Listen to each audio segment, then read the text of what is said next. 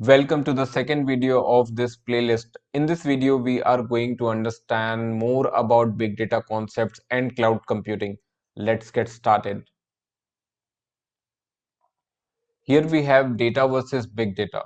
The data which can be saved and processed in a single computer will be called as data. But when it grows big and it can be processed in a single machine, then the data can be called as big data. So what do? We try to look for alternatives, and one of the best ways to do it is using distributed computing concept. Instead of just using one computer, we take the help of other computers as well. We connect other computers with our computer and take their help to process and store the data. That's when the concept of cloud comes into the picture. Let's look at the second slide to understand what problem did cloud solve. As I told you earlier, that when data can't be processed in a single machine, so what it does, it takes help of other machines. Let's take example of JioCinema. So JioCinema is an Indian OTT app, but it also hosts cricket matches. Let's say everyday traffic of JioCinema is 1 million viewers. But let's say there's a high profile match going on in next week, let's say between India and Pakistan. So the traffic on that day will be like 20 times more than the daily traffic. Now, JioCinema can do two things.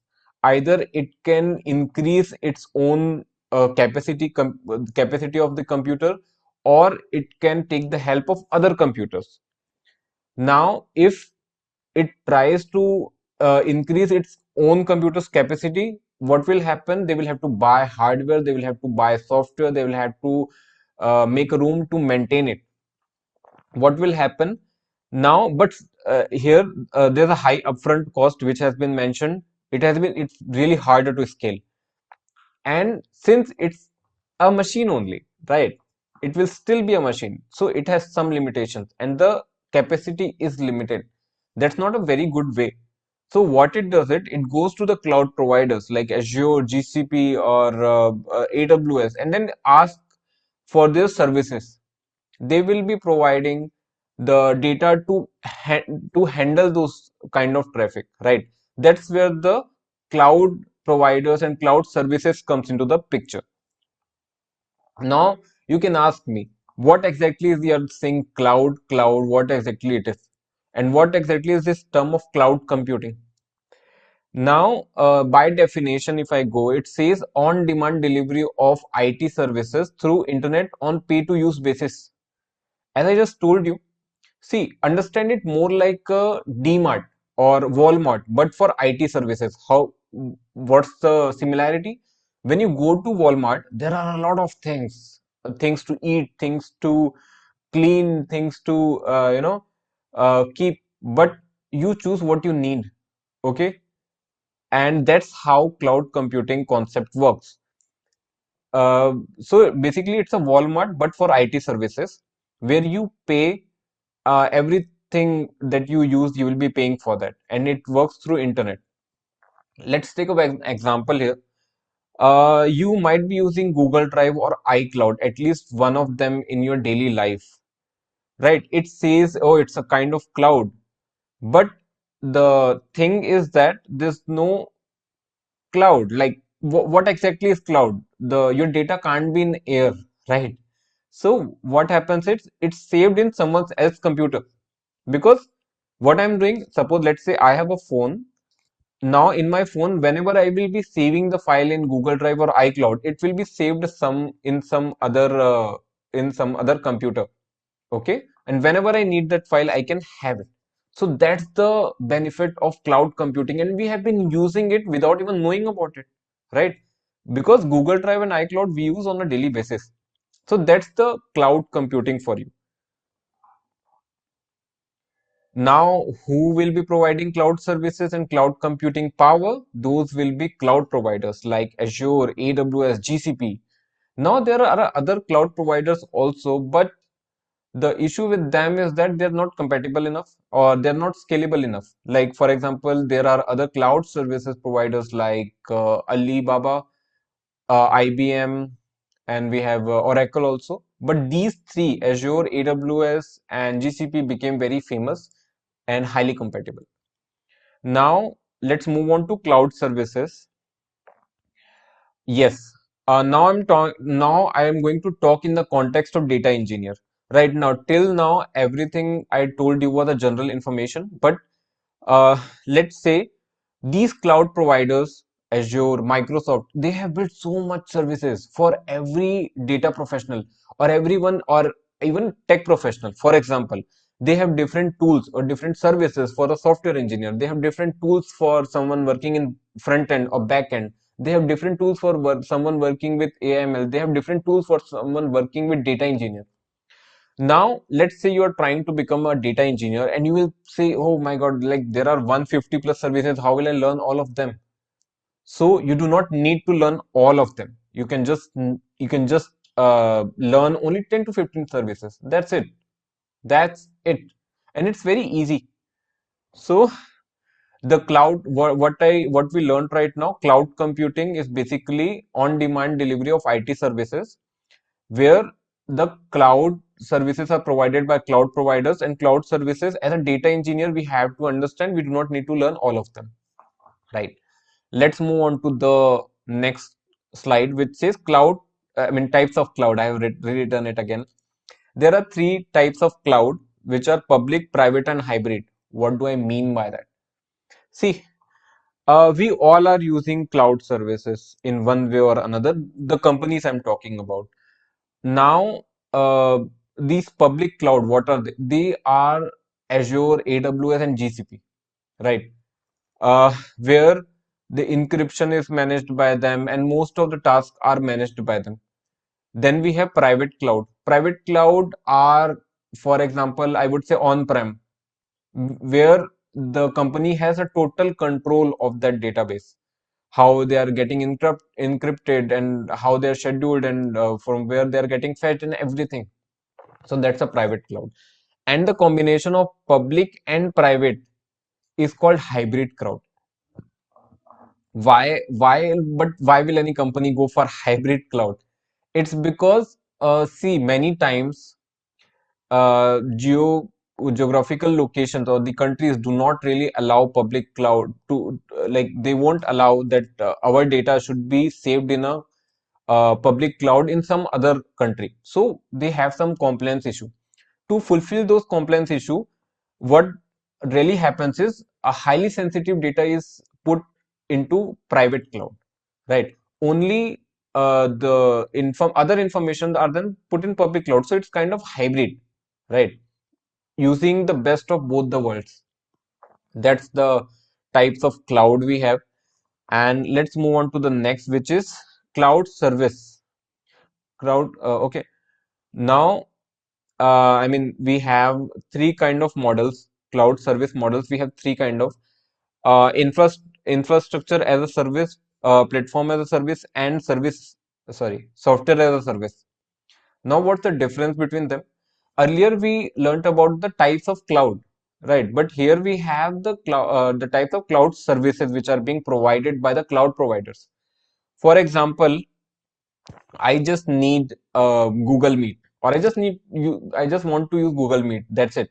So so the Google will be providing me a service, but the service will be called as what? This software as a service, right? Where what has happened? Use apps using internet on subscription basis. That's it. Suppose, let's say I want to use some Netflix. It will be a software as a service.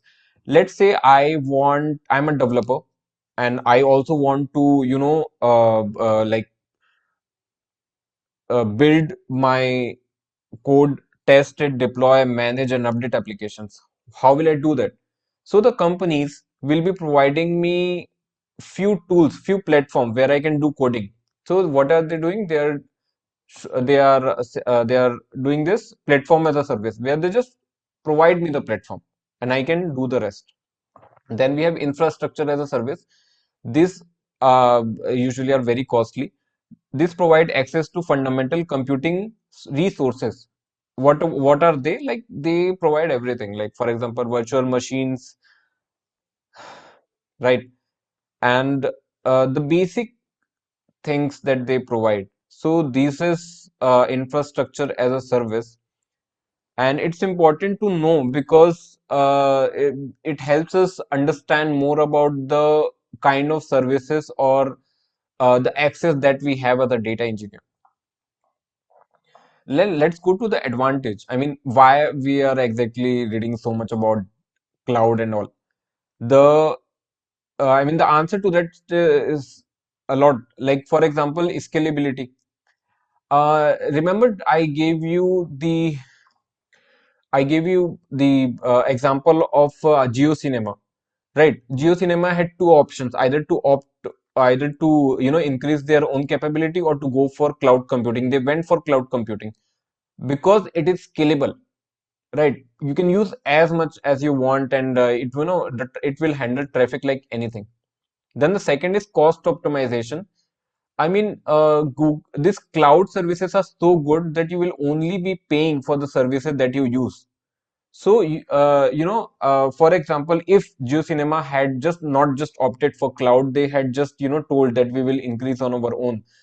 Now, what would have happened? They would have bought software, hardware. It would have been very costly. But now they took the cloud services because it was just needed for one day. I mean, why will they be having so expensive computer when they can't use it, when they can't use its capability?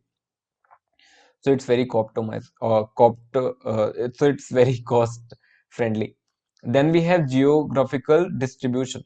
They are, I mean, okay, let me tell you what really happens. These cloud services providers, what they do is they find regions, right? Regions is what a region is mostly distinct geographical area which host multiple data centers, right? So, for example, let's say I want to access a data. Okay.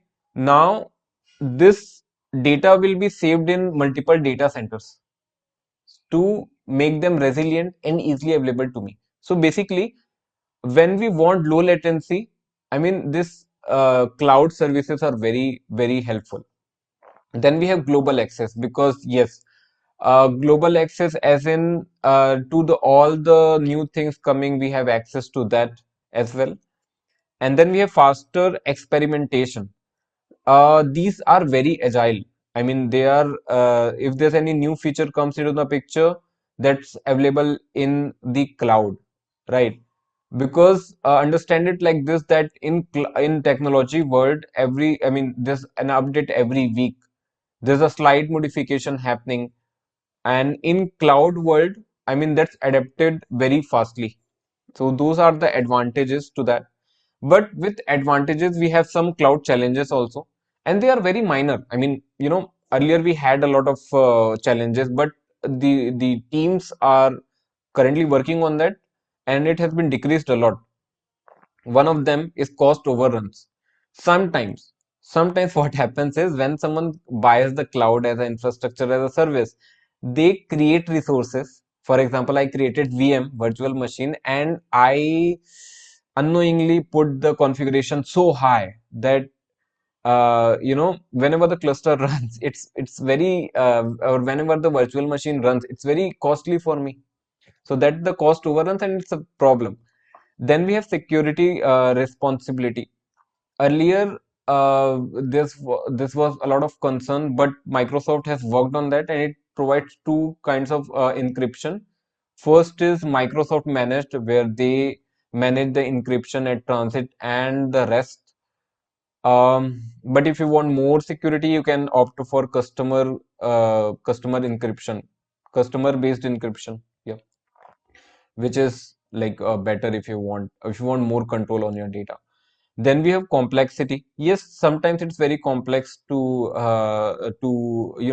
integrate one service from another, and with time it's getting increased because I mean with time it's getting sorted, because if you see earlier we had a lot of tools, but these clouds are kind of integrating all things together. Like for example, earlier we had a lot of data engineering services, which are like we had to kind of sign in to one service, then sign into other services, then sign into third services. But with the rise of Azure Synapse, kind of tool developed by Azure, we can just go to Synapse and use its workspace with a single sign-in.